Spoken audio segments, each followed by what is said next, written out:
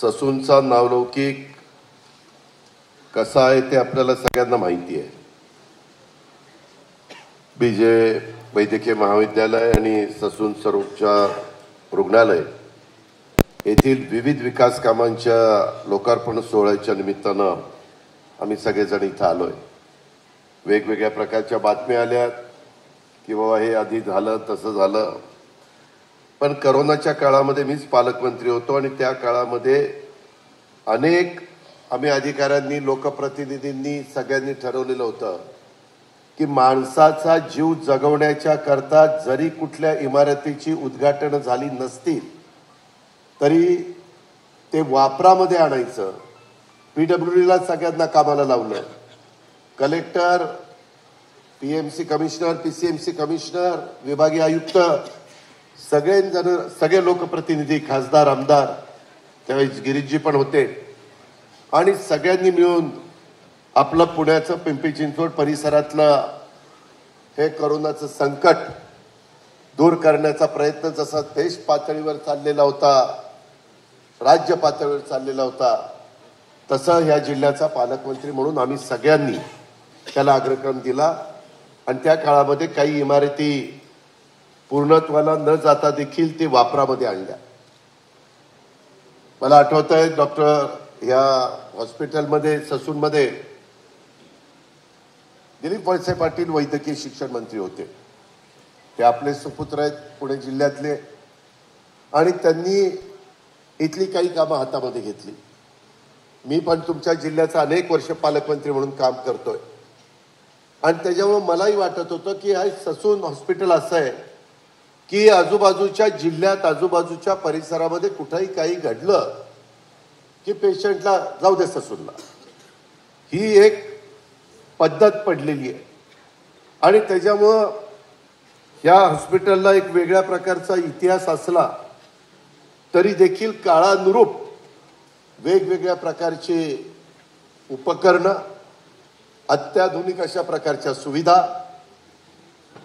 आमच्या देशातले राज्यातले अनेक डॉक्टर्स इथं वैद्यकीय शिक्षण घेण्याच्या करता येतात, त्यावेळेस त्यांना लागणाऱ्या मूलभूत गरजा ह्या सगळ्या आपण पूर्णत्वाला न्यायचं असं आम्ही ठरवलं आणि तेव्हा सुरुवात केली। तेव्हापासून कधी मी ज्या वेळेस सरकारमध्ये होतो त्यावेळेस इथल्या कामाला आम्ही निधी कमी पडू दिला नाही। वेगवेगळ्या CSR मधनं देखील दानशूर व्यक्तींनी आपल्याला मदत केली, त्याही सगळ्यांना मी धन्यवाद देतो, त्यांचे आभार मानतो। इथं खूप पेशंट असतात, आपले बेड कमी पडतात। माझ्या आधी त्याचा उल्लेख कोणी केला की बऱ्याचदा बेडच्या खाली देखील काही पेशंट लोकांना ठेवावं लागतं आणि म्हणून आम्ही सगळ्यांनी ठरवलं की एक 11 मजली इमारत सर्व सोयीयुक्त उभी करायची। त्याच्यामध्ये वेगवेगळे ज्या बाबींकडे देशाला 75 वर्ष पूर्ण होऊन स्वातंत्र्याला काही गोष्टीकडे दुर्लक्ष झालं तेही दुरुस्त करण्याचा प्रयत्न करायचा आणि त्याच्यातच तृतीयपंथी रुग्णांचा कक्ष आणि बाह्य रुग्ण विभाग हा आपण 11 मजली इमारतीमध्ये 8व्या मजल्यावर आज त्या ठिकाणी उघडलेला आहे। मला असं सांगण्यात आलं की आतापर्यंत एकही तृतीयपंथी रुग्णावरती तो उपचार झाले नाही, त्याच्याबद्दल जास्त अधिकारवाणीनं आमचे डॉक्टर विनायक काळे सांगू शकतील। पण माझी काळे तुम्ही असाल, होरा असतील, तावरे असतील, सगळ्याच डॉक्टरांना विनंती आहे, सगळ्या माझ्या इथल्या स्टाफला विनंती आहे की हा सरकारचा पैसा ज्यावेळेस इथल्या मूलभूत सुविधा देण्याच्या करता आम्ही सगळे लोकप्रतिनिधी, आमदारांचं, खासदारांचं पण तिथं लक्ष असतं, सगळे मिळून ज्यावेळेस काम करू पाहतो त्यावेळेस तुम्ही देखील मनापासून त्याला साथ दिली पाहिजे। आज नवीन न्याय वैद्यक शास्त्र विभाग हे देखील आपण सुरू केलेलं आहे। न्यूरोसर्जरी विभाग इन्फोसिस इमारतीतील 2ऱ्या मजल्यावर आपण त्या ठिकाणी आज उद्घाटन केलेलं आहे। पेट स्कॅन विभाग इन्फोसिस इमारतीमध्ये तळमजल्यावर तेही आपण सुरू केलेले। इमर्जन्सी मेडिकल विभाग अपघात विभागावरील पहिला मजला तोही आपण त्या ठिकाणी सुरू केलेला आहे। इंटरव्हेन्शन रेडिओलॉजी विभाग रुग्णालयाची मुख्य इमारत कक्ष क्रमांक 2 तसंच नूतन रक्तपेढी 11 मजली इमारतीतील पहिला मजला आणि महाविद्यालयाच्या मैदानावर विविध विकास कामं ज्याला सिरम इन्स्टिट्यूटने मदत केली 55 लाख रुपये। तिथं अजून पण काही बाबी पाहिजेत। मी मगाशी आदर पुनावाला फोन लावला होता पण ते विमानात होते। मी नंतर त्यांच्याशी बोलीन। आपल्या मुलांना मुलींना माझ्या विद्यार्थ्यांना बाकीच्या सगळ्या सहकाऱ्यांना क्रिकेट हा आपल्या देशातला सगळ्यात लोकप्रिय खेळ आहे आणि म्हणून तिथं पिच केलेलं आहे, चांगल्या प्रकारचं ग्राउंड केलेलं आहे, लॉन तिथं केलेलं आहे। त्याला अजून काही सुविधा लाईटची व्यवस्था त्याच्यामध्ये करायची अशा काही व्यवस्था आहेत त्या पण करण्याच्या करता आपण सगळेजण मिळून लक्ष त्या ठिकाणी घालू आणि ह्या सगळ्या विकास कामांच्यामुळे रुग्णांना अत्याधुनिक उपचार सुविधा उपलब्ध झालेल्या आहेत। पुणे जिल्ह्यासह राज्यातील रुग्णांना याचा निश्चितपणे लाभ होणार आहे। आत्ताच वेगवेगळे उद्घाटन करत असताना थोडे आम्ही 2 ग्रुप केले कारण आम्हाला इथनं 11:30ला हलायचं जायचंय म्हणून कारण 11:45ला टेक ऑफ आहे आणि त्याच्यामुळं मला काही आमच्या वेगवेगळ्या डिपार्टमेंटचे लोक देखील भेटले। वेगवेगळे आजार असतात। काही वेळेस डॉक्टर सांगतात 10 लाखात एखाद्याला तो होतो, 1 लाख पेशंटमध्ये नागरिकांच्या मध्ये एखाद्याला होतो आणि काही बाबतीमध्ये त्याचे उपचार बेंगलोरला किंवा चेन्नईलाच होतात। त्याच्या वेगवेगळी जी काही मशिनरी लागती उपकरणं लागतात त्याची किंमत 25-25 कोटी रुपये। आज देखील मला 2 उपकरणं त्या ठिकाणी दाखवली त्याची दोन्हीची मिळून मला वाटतं 26 का 27 कोटी रुपये किंमत आहे। आणि मला नेहमी मी सरकारमध्ये असताना ज्यावेळेस तुमच्या सर्वांचं प्रतिनिधित्व करत असतो त्यावेळेस गरीबातल्या गरीब माणसाला देखील उपचार चांगल्या पद्धतीने मिळाले पाहिजेत। त्यालाही जगण्याचा अधिकार आहे, त्यालाही त्याचं आरोग्य चांगलं ठेवण्याच्या करता सर्व प्रकारचे औषध उपचार मिळाले पाहिजेत। श्रीमंत लोक ज्यांची आर्थिक परिस्थिती बरी आहे ते त्यांच्या परीने घेतातच, परंतु सर्वसामान्य माणसाला देखील सर्वात शेवटचा जो माणूस आहे त्याला देखील ते परवडलं पाहिजे आणि म्हणून शासन ह्याच्यामध्ये फार बारकाईने लक्ष देतं। बाबांनो, एकंदरीत आजाराचं महत्व काय आहे ते कोरोनासारखं संकट आल्यावरच आपल्याला कळलं। त्याच्यातनं हॉस्पिटल कसे व्यवस्थित पाहिजे, त्याच्यामध्ये प्राथमिक आरोग्य केंद्र असतील, ग्रामीण रुग्णालय असतील, मेडिकल कॉलेजची आमचे हॉस्पिटल असतील, तिथल्या सगळ्या पॅरामेडिकल स्टाफ असेल, त्याच्यामध्ये वेगवेगळ्या प्रकारचे डॉक्टर्स असतील, ह्या सगळ्या नर्सेस माझ्या असतील, ह्या सगळ्यांना सगळ्या गोष्टी मिळाल्या पाहिजेत। इथं मुश्रीफ साहेब तुमच्याकडे वैद्यकीय शिक्षण मंत्रालय आहे, वाघमारे तुम्ही तिथं अलीकडे तुमची नेमणूक करण्यात आलेली आहे प्रधान सचिव म्हणून। माझी दोघांना सूचना आहे की तुम्ही ससूनच नाही, महाराष्ट्रामध्ये चांद्यापासून बांद्यापर्यंत ज्या भागामध्ये जिथं स्टाफ कमी आहे, जिथं कालच मुश्रीफ साहेब कॅबिनेटला चर्चा झाली, काही कॉन्ट्रॅक्ट बेसवर डॉक्टर आपण घेतो त्यांना आपण 60,000 रुपये देतो, बरोबर ना? 60,000 डॉक्टर, अरे क्लार्क देखील 60,000 मिळत नाही तर डॉक्टर कधी मिळायचा? आपण पण त्याच्यामध्ये काहीतरी व्यावहारिक दृष्टिकोन ठेवला पाहिजे। आणि मी अर्थमंत्री म्हणून तुम्हाला सांगतोय, द्यायचं काम मी करेन, राबवायचं काम तुम्ही करायचं। तशा पद्धतीनं त्याच्यात स्वतः एकनाथराव शिंदेची पण तीच भूमिका मुख्यमंत्र्यांची आहे। काल त्यांनी पण याच्याबद्दलची चर्चा केली। आमचे देवेंद्रजी फडणवीस साहेबांची पण तीच भूमिका आहे। तानाजीराव सावंत देखील त्या संदर्भात अनेकांनी आम्ही ही चर्चा केलेली आहे। आणि म्हणून मित्रांनो, जिथं गरज आहे तिथं कुठेही कमतरता होता कामा नये, वायफळ खर्च होता कामा नये, त्याच्यामध्ये उधळपट्टी होता कामा नये, पण जे गरजेचं आहे ते झालंच पाहिजे, ते प्रथम प्राधान्याने केलं पाहिजे। कारण पुन्हा आता कोरोनाचं संकट डोकंवर काढतंय। आजच पत्रकार मित्रांनी मला सकाळी प्रश्न विचारलेला होता, काल कॅबिनेटला पण आपण ह्या विषयावर चर्चा त्या ठिकाणी केलेली आहे। आरोग्यामध्ये चांगलं ठेवत असताना वेगवेगळे आजार वेगवेगळे रोग येत आहेत. कोरोना तर कुणालाच माहिती नव्हता आणि आल्यानंतर काय माणसं घाबरत होती. आपल्या घरातली एखादी व्यक्ती गेली तर पहिले 8 दिवस कुणी अंत्यविधी करायला जात नव्हता. त्यावेळेस पॅरामेडिकल स्टाफच जात होता. त्यावेळेस हे सगळी बाकीची आमची टीम काम करत होते. हे आपल्याला कधी विसरता येणार नाही, कधी नाकारता येणार नाही. आपलं पोलीस खातं असेल किंवा बाकीची सगळी टीम आहे, हे माणसांना एक चांगल्या पद्धतीनं आधार देण्याचं काम करत होते. आणि आज पण इथल्या जुन्या इमारती 1800 काळातल्या 1850 1900च्या काळातल्या आहेत.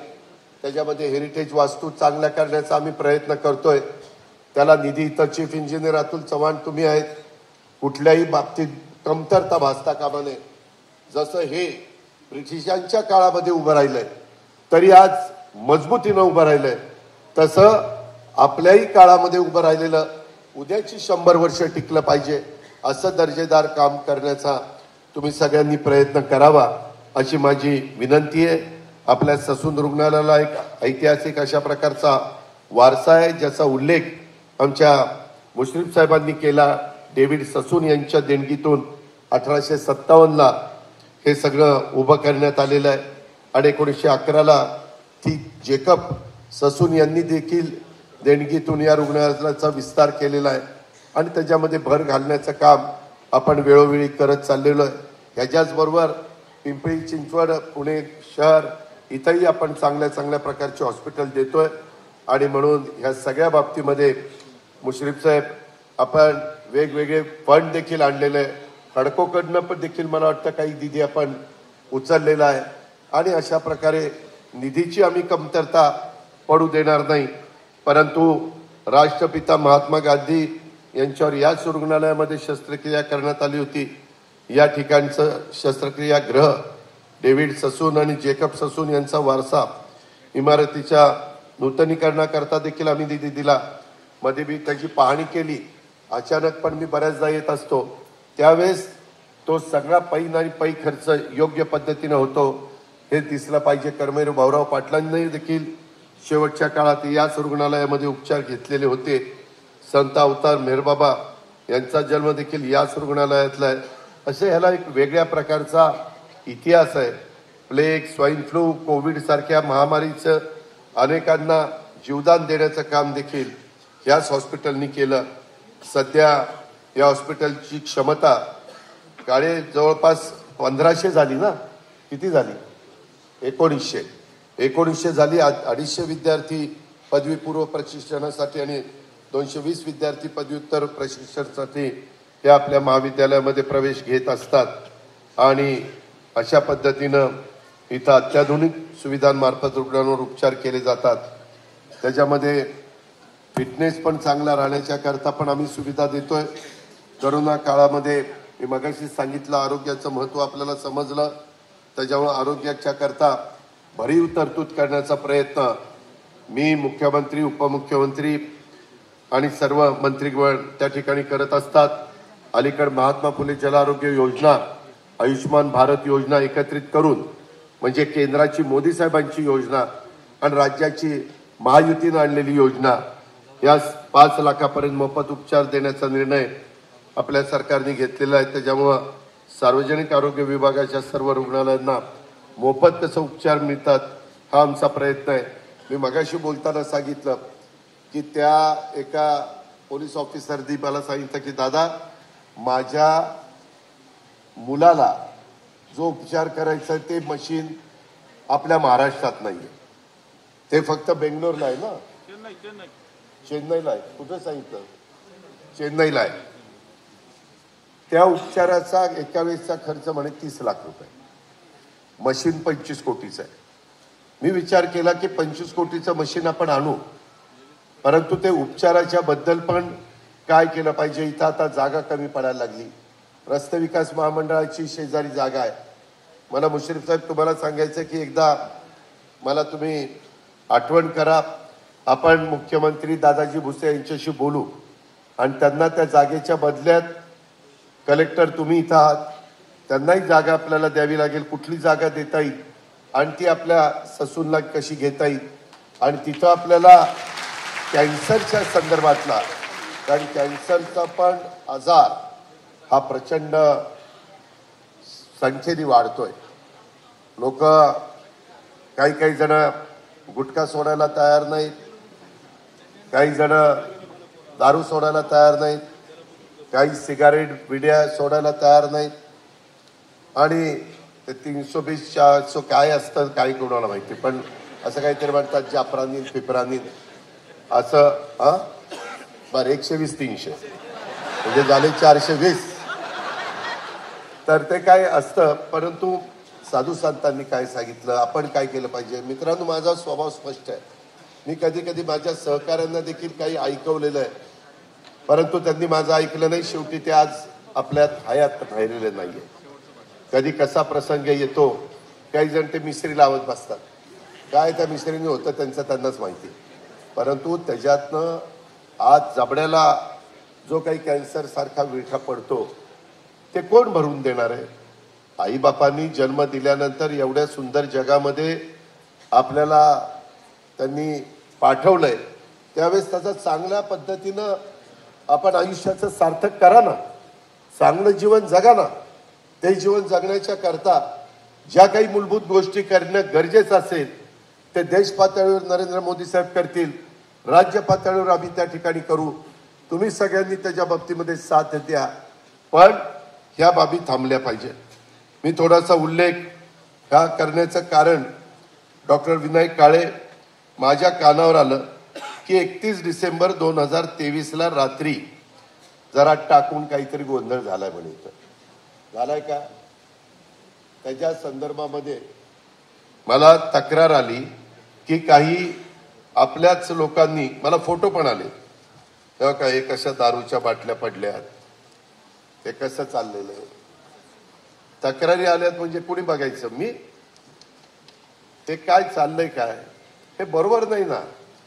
एक तर यावेळेस आम्ही काही ठिकाणी उपक्रम राबवला की 31 डिसेंबरला रात्री दारूची पार्टी करायच्या ऐवजी चांगल्या दुधाची पार्टी, कोजागिरीला कसं दूध आपण पितो तसली दुधाची पार्टी करायची.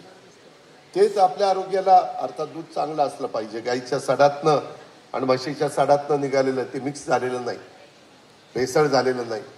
या पद्धतीनं आपण केलं पाहिजे. आज तुमचं काम आहे. पाठीमागच्याही काळामध्ये एका व्यक्तीमुळं काय आपल्या ससूनचा नावलौकिक वाढला माहितीये, तेव्हा का बाटली पडली पाण्याची.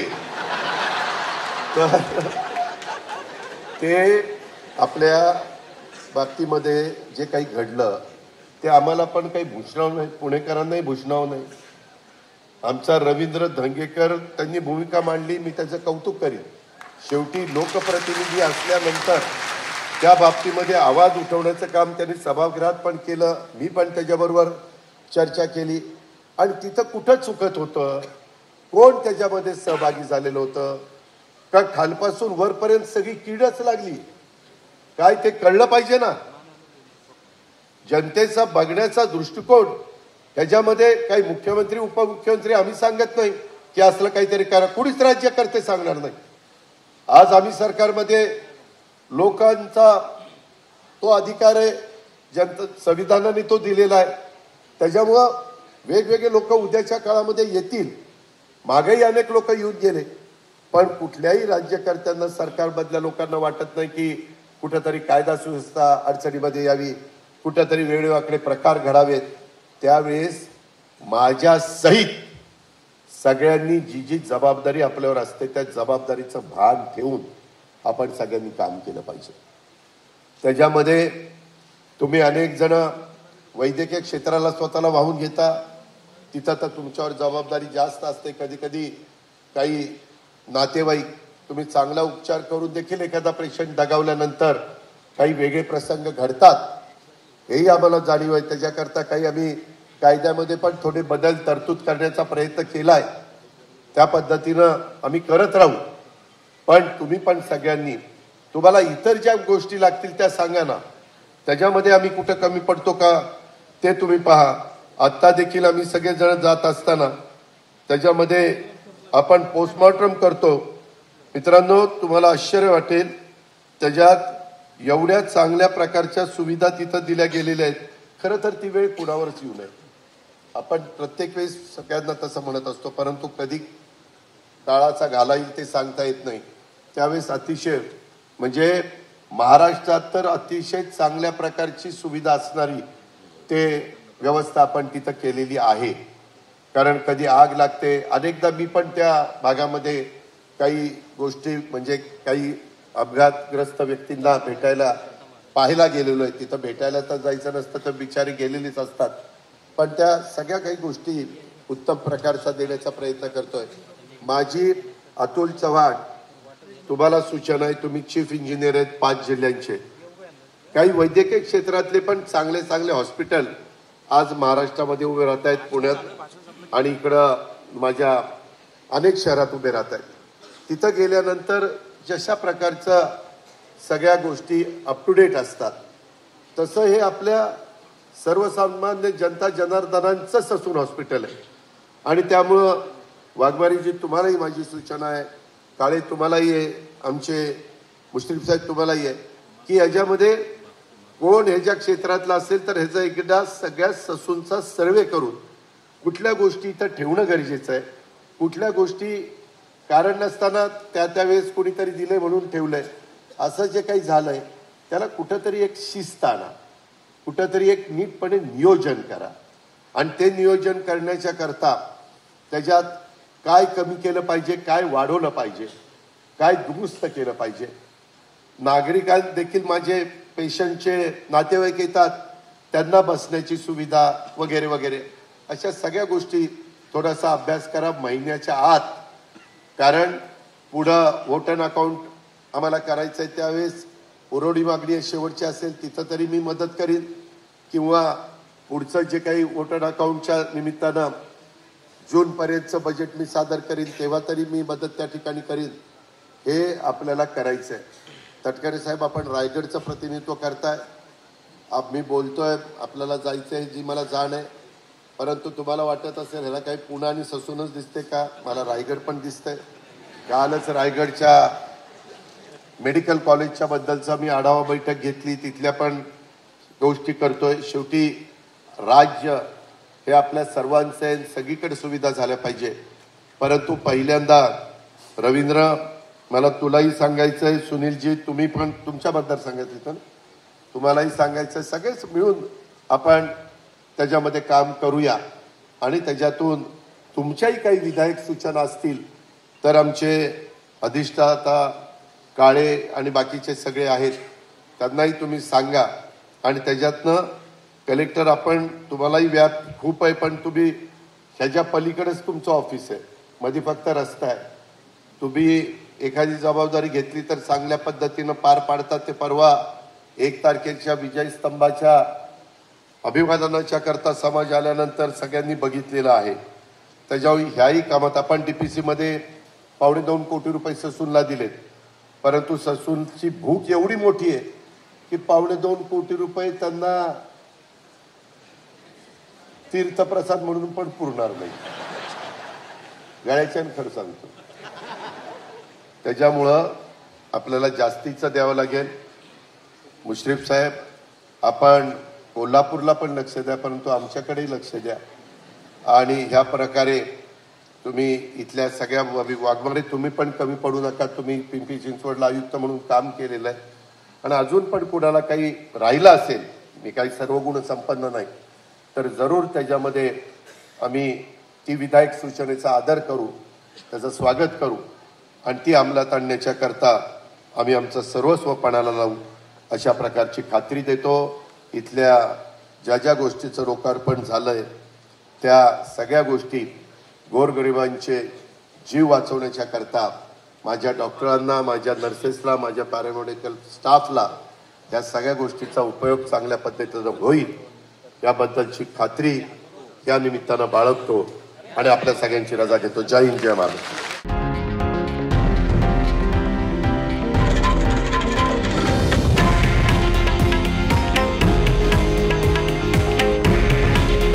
हे आहे देशातील नंबर 1 न्यूज नेटवर्क आणि आपण पाहत आहात TV9 मराठी.